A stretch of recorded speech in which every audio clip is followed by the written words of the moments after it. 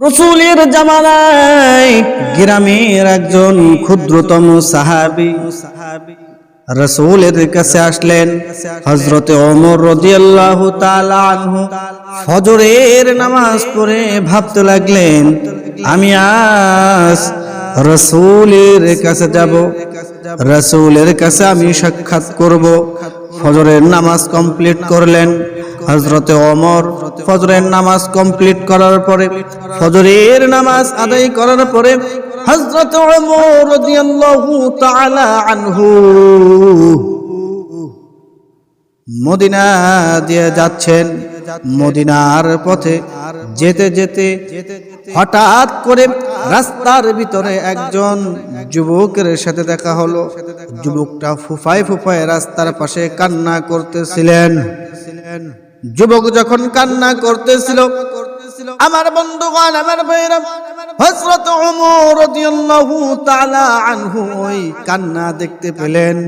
কান্না দেখার পরে এমন ভাবে যুবক কান্না করছেন, হযরত ওমর ওই কান্না দেখে হযরত ওমর কান্না করতে লাগলেন।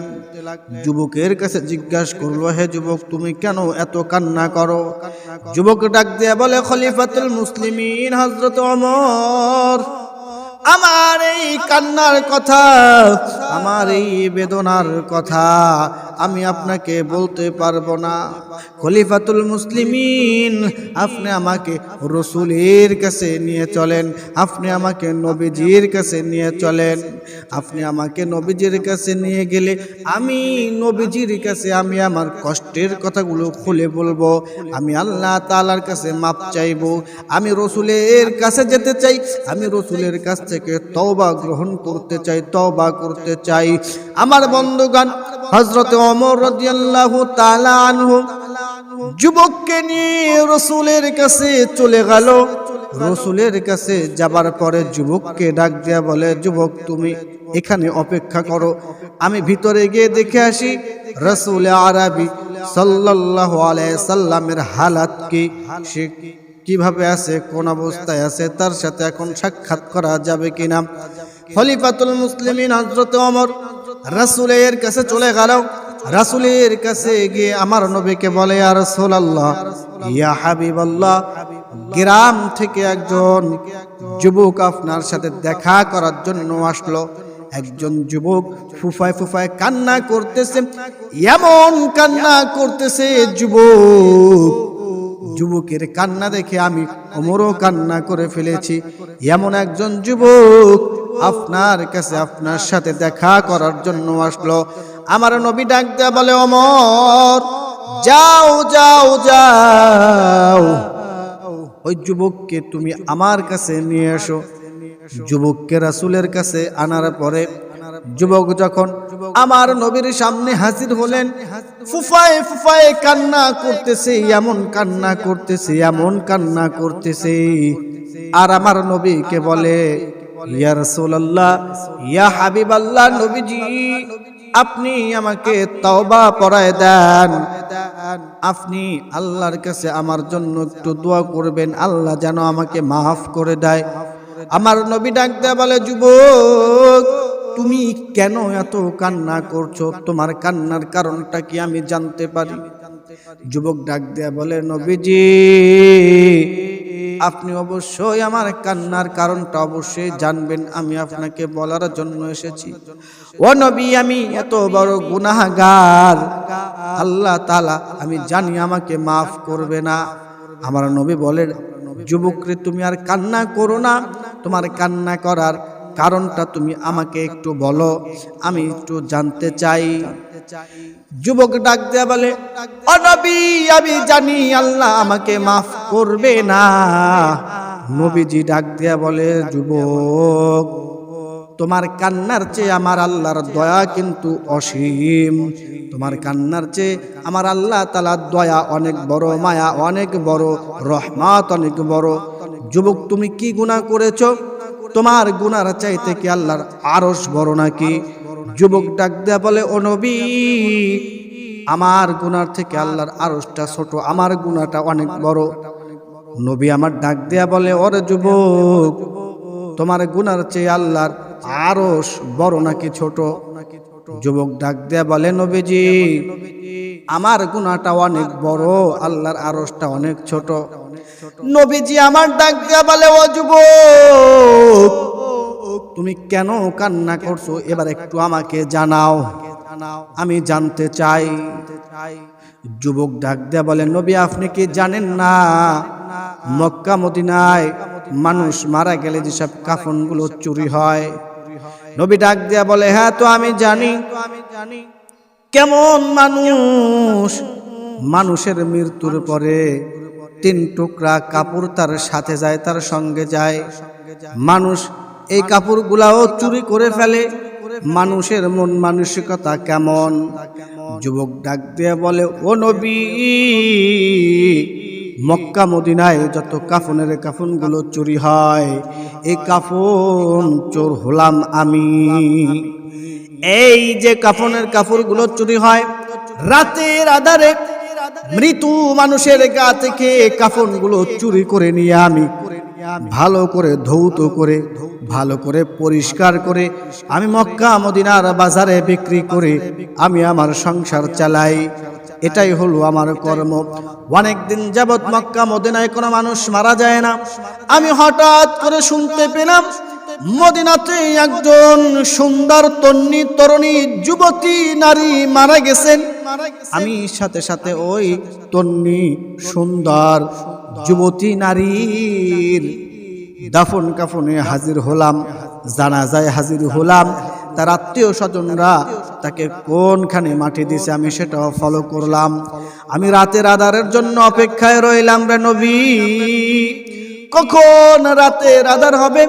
যখনই রাত হয়ে গেল, মানুষজন ঘুমান্ত অবস্থায়, যখনই সবাই রাতের বেলা খাওয়া দাওয়া কমপ্লিট করে, খাওয়া দাওয়া সেরে সবাই নিদ্রায় চলে গেল, আমি এমনই একটি সময় রাতের আধারে আমি আমার টর্চ লাইট নিয়ে আমি ওই তন্নি যুবতী সুন্দরীর কবরের কাছে চলে গেলাম।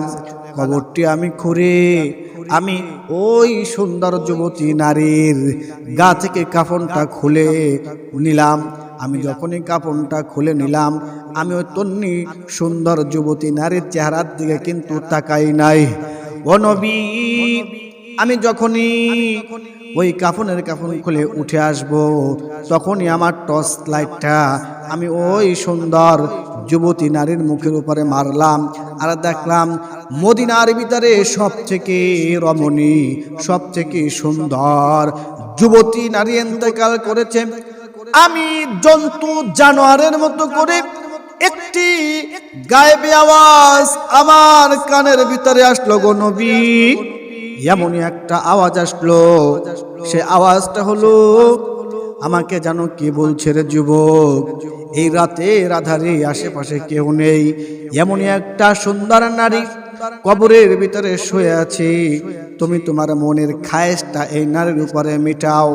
ও নবী আমি ওই মৃত্যু নারীর সাথে জেনায় লিপ্ত হয়ে গেলাম, ব্যভিচারে আমি লিপ্ত হয়ে গেলাম, আমি গুনাহ করে ফেললাম। আমি যখন জেনার কাজ কমপ্লিট করলাম, আমার মনের খায়েশ যখন পূর্ণ হয়ে গেল গো নবী, আমি কবর থেকে লাফ দিয়ে ওঠার সময় আরেকটি গায়েবী আওয়াজ আমি শুনতে পেলাম। কে যেন আমাকে এমনই একটা আওয়াজ দিয়ে বলছিল, যুবক তুমি কেন আমাকে নাপাক করে দিলা? তুমি এই সারা কবরবাসীর ভিতরে কেন আমাকে এভাবে নাপাক করে ফেলায় রেখে চলে যাচ্ছ? ওরে যুবক, আজকে তোমাকে বাধা দেওয়ার ক্ষমতা আমার ছিল না, বাধা দেওয়ার ক্ষমতা আমার নাই। আমার পরিবার পরিজন আমার মৃত্যুর পরে আমাকে ভালো করে পবিত্র করে আমাকে এখানে শাহিত করে গেছে রে যুবক, তুমি আমাকে উলঙ্গ করে কেন আমার উপরে জন্তু জানোয়ারের মতো এরকম আক্রমণ করলা? কোনো বেগানা পুরুষ আমার জীবদ্দশায় আসে নাই রে যুবক, আমার মৃত্যুর পরে তুমি আমার সাথে এরকম কেন খারাপ কাজ করলা? আমি তোমার বিচার আল্লাহর কাছে দিলাম, আল্লাহ জানি তোমাকে কখনো মাফ না করে। এই কথা শোনার সাথে সাথে আল্লাহর নবী যুবককে ধমক দিলেন, ধমক দিয়ে বললেন, তুমি আমার কাছ থেকে চলে যাও, যুবক কান্না করতে করতে করতে করতে 1 নয় 2 নয় 40টি দিন পর্যন্ত পাহাড়ের চূড়ায় বসে কান্না করতে লাগলেন। রাত যত গভীর হয় যুবকের কান্নার আওয়াজ তত বেড়ে যায়। রাত যত গভীর হয় যুবকের কান্নার স্পিড তত বেড়ে যায়, তওবার স্পিড বেড়ে যায়। আর আল্লাহর কাছে এইভাবে করে যুবক দোয়া করতে লাগে, ও মালিক, তোমার বান্দা ভুল করে ফেলেছে রে আল্লাহ, তুমি যদি মাফ না করো তোমার বান্দার জাহান্নাম ছাড়া কিন্তু উপায় হবে না। ও আল্লাহ, তোমার বান্দা ভুল করে ফেলেছে, তুমি তো দয়ার সাগর, মায়ের সাগর, তুমি তো দয়াশীল, তুমি তো ক্ষমাশীল রে মালিক, তুমি তোমার বান্দাকে মাফ করে দাও, তুমি তোমার বান্দাকে ক্ষমা করে দাও। আল্লাহ তাআলা কোরআনের ভিতরে বলেন, উদউনি আস্তাজিব লাকুম। আল্লাহ বলেন, ও আমার বান্দা, ও আমার বান্দি, আমি কোরআনের ভিতরে সাজেস্ট করে দিলাম, আমি কোরআনের ভিতরে ঘোষণা করে দিলাম, তোমরা আমি আল্লাহ তাআলার কাছে চাইলেই পাইবা। তোমরা আমি আল্লাহ তাআলার কাছে বেশি বেশি করে চাও, আমি আল্লাহ তাআলা তোমাদেরকে বেশি বেশি করে দান করব। যুবক কত বড় গুনাহ করলো, গুনাহ করার পরে আল্লাহ তাআলার কাছে মাফ চাইলেন। আল্লাহ তাআলা কোরআনের ভিতরে বলেন, লা তাকনাতু মির রাহমাতিল্লাহ ইন্নাল্লাহা ইয়াগফিরুয যুনুবা জামিআ ইন্নাহু হুয়াল গফুরুর রহিম। আল্লাহ তাআলা ডাক দিয়া বলেন, দুনিয়ার বান্দা, দুনিয়ার বান্দিরা, তোমরা হাজারো গুনাহ করবে, আমি জানি আদমও ভুল করেছে, তোমরা তো সে আদমের সন্তান, তোমরাও ভুল করবে, তোমাদের ভুলের থেকে আমার ক্ষমাটা অনেক বড়। তোমরা ভুল করে আমি আল্লাহ তাআলার কাছে চাইবে, আমি আল্লাহ তাআলা তোমাদেরকে মাফ করে দিব। সিজদায় বসে চাইবে, তাহাজ্জুদের মুসাল্লায় দাঁড়ায়া। পৃথিবীর মানুষ যখন ঘুমান্ত অবস্থায় থাকবে রে যুবক, পৃথিবীর মানুষ যখন নিদ্রায় থাকবে, তখন তোমরা আমার কাছে চাইলেই পাইবে। এর জন্য ও যুবক ভাই, তুমি কত বড় গুনাহ করে ফেলেছো, তুমি কত জেনা করেছো, তুমি কত টাকা ঘুষ খেয়েছো, সুদ খেয়েছো, কত জেনা করেছো, কত গুনাহ করেছো, তোমার গুনার থেকে আমার আল্লাহ তাআলার ক্ষমা কিন্তু অনেক বড়, দয়া অনেক বড়, মায়া অনেক বড়। এর জন্য আল্লাহ তাআলার কাছে বেশি বেশি করে ক্ষমা চাইতে হবে। ওই যে যুবকের কথা বলতেছিলাম, আল্লাহ পাক রব্বুল আলামিনের কাছে ওই যুবকের তওবা পছন্দ হয়ে গেল। 40 দিন পর্যন্ত কান্না করতে করতে চালের ভিতরে ঘা হয়ে গেল। আল্লাহ তাআলা তওবা পছন্দ করে জিবরাইল আমিনকে ডাক দিয়া বলে, জিবরাইল, রাসূলের কাছে চলে যাও, রাসূলের কাছে গিয়ে বলো যুবককে আল্লাহ তাআলা মাফ করে দিয়েছে।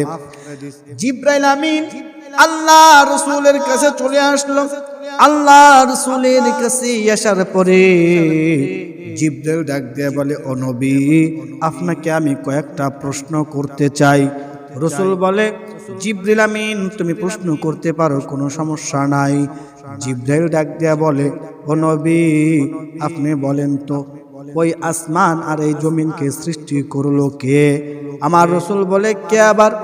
আমার আল্লাহ তাআলা সৃষ্টি করছে। জিবরিল আমিন আবার ডাক দেয়া বলে, ও নবী, আপনি আবার বলেন, চন্দ্র সূর্যকে সৃষ্টি করলো কে? রাসূল বলে, কে আবার? আমার আল্লাহ ছাড়া অন্য কেউ সৃষ্টি করে নাই। জিবরিল আমিন ডাক দেয়া বলে, ও নবী, মানুষ ভুল করার পর, আপনার উম্মতি ভুল করার পরে আল্লাহ তাআলার কাছে ক্ষমা চাইলে মাফ করে দেয় কে? আমার রাসূল ডাক দিয়ে বলে, শুধুমাত্র আমার আল্লাহ ছাড়া অন্য কেউ ক্ষমাশীল নয়, দয়াশীল নয়। আল্লাহ ছাড়া তো অন্য কেউ ক্ষমা করতে পারে না। জিবরিল আমিন আবার ডাক দিয়ে বলেন, ও নবী, আপনি বলেন তো, তওবাকারীকে পছন্দ করে কে? রাসূল বলে, তওবাকারীকে পছন্দ করে আমার আল্লাহ। জিবরিল আমিন ডাক দিয়ে বললে, ও নবী, আপনার কাছে বিগত 40 দিন আগে যেই যুবকটি আসছিল, যুবকটি বড় একটি গুনাহ করে ফেলেছে, আপনি কিন্তু তাকে নিরাশ করেছেন। ওই যুবক এত কান্না করেছেন আল্লাহর কাছে, এত তওবা করেছেন, আল্লাহ তাআলা ওই যুবকের তওবাকে পছন্দ করেছেন, ভালোবেসেছেন। ওই যুবককে আল্লাহ তাআলা মাফ করে দিছে। আমার নবী ডাক দিয়া বলে, ও সাহাবী, তোমরা কে কোথায় আছো? অমুক দিন আমার কাছে যেই যুবক আসছিল, যে সাহাবী আসছিল, সাহাবীকে আমার কাছে নিয়ে আসো। সাহাবীকে খোঁজাখুঁজি করে রাসূলের দরবারে নিয়ে আসলেন। যুবককে এবার ডাক দিয়ে বলে, ও যুবক, তুমি কেন আমার দরবারে এখন আর আসো না? যুবক ডাক দেয়া বলে, নবী, আমি পাহাড়ের চূড়ায় ছিলাম, তওবা করতেছিলাম, আমি আল্লাহ তাআলার কাছে কান্নাকাটি করতেছিলাম আমার গুনাহের কারণে। আমার নবী ডাক দেয়া বলে, রে যুবক, আল্লাহ পাক রব্বুল আলামিন তোমাকে মাফ করে দিছে। আল্লাহ রাসূল হাদিসের ভিতরে বলেন, আদ-দুআউ মুখুল ইবাদাহ, দোয়া করাই হলো সর্বশ্রেষ্ঠ একটি ইবাদত। ইবাদতের সর্বশ্রেষ্ঠ ইবাদত হলো আল্লাহর কাছে দোয়া করা। এর জন্য আমরা অবশ্যই বেশি বেশি করে তওবা করব, আর আল্লাহ তাআলার কাছে আমরা বেশি বেশি করে মাফ চাইব। অবশ্যই আল্লাহ তাআলা আমাদেরকে মাফ